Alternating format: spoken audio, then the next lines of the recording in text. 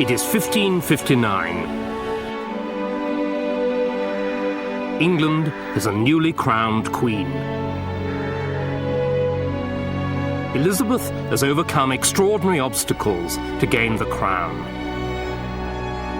But her struggle isn't over. There's one thing about her that will lead to scandal, that will compromise her power, threaten her security, and demand a terrible personal sacrifice.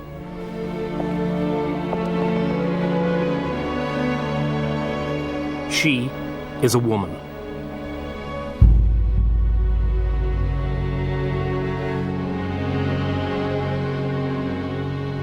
Elizabeth inherited a part that was traditionally played by two people, king and queen, male and female. A king was supposed to be strong-willed and assertive, a decisive leader in war and peace. The queen, on the other hand, embodied softer, more feminine virtues. She was to be pious, merciful, and charitable. But above all, she was a royal breeding machine. It was her duty to get pregnant early and often. So for Elizabeth to succeed, she had to do something extraordinary, unnatural even. She had to be a royal hermaphrodite, to rule like a man and a king, and to bear children like a queen and a woman.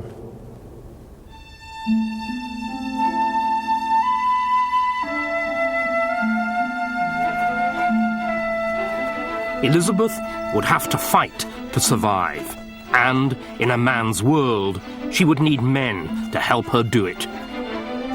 Her first task as queen was to establish her own court, her council, who would be in charge of the everyday running of the country, and her household staff, who would look after her. The old regime was Catholic. The new was largely Protestant, though a few favoured Catholics survived. Some councillors were old hands who had served under her father. But the top job went to a younger man, William Cecil, who became her Secretary of State.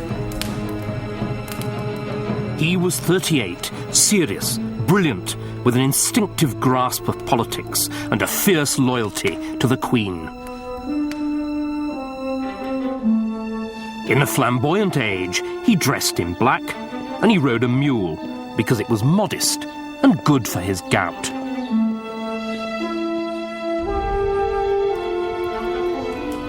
There were also surprises in the new household. As Master of the Horse, the man responsible for the Queen's safety, Elizabeth appointed the son of a traitor duke. Robert Dudley's father had been executed for his treachery, and the family remained tainted by the crime. Known disparagingly as the Gypsy because of his dark looks, charm, and cunning, Dudley's appointment raised more than a few eyebrows at court.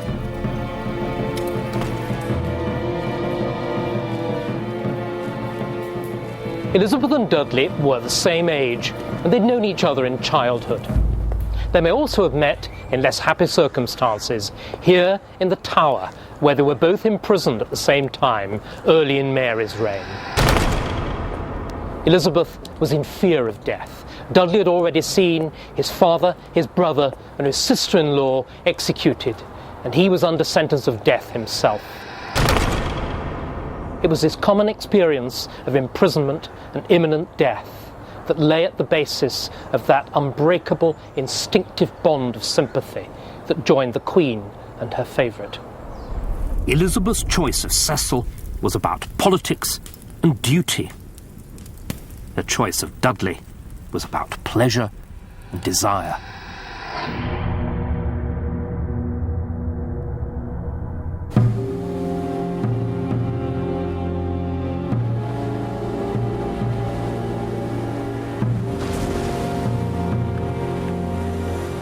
Elizabeth had inherited from her sister Mary a nation that was bankrupt, militarily weak, and hemmed in by enemies. In the parlance of the time, The country was a bone between two dogs, France and Spain. England needed friends. The obvious way to achieve it was an alliance through marriage. The Queen must marry, and soon.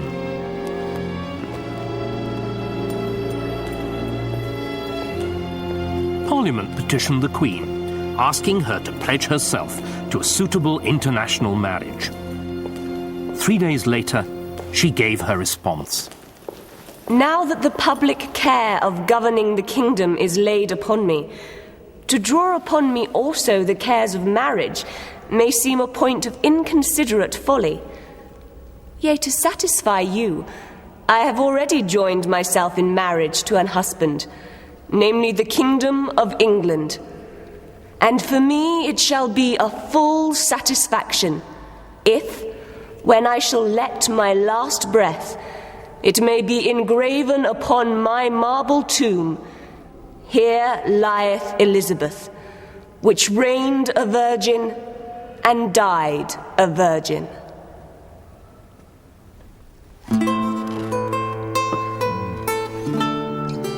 But the Queen wasn't behaving like a virgin, as the Spanish ambassador insinuatingly observed. During the last few days, Lord Robert has come so much into favour that he does whatever he likes with affairs. And it is even said that Her Majesty visits him in his chamber day and night.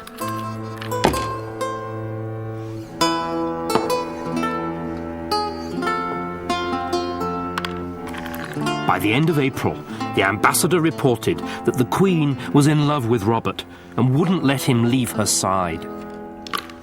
But the Queen's closeness to Dudley disturbed her courtiers.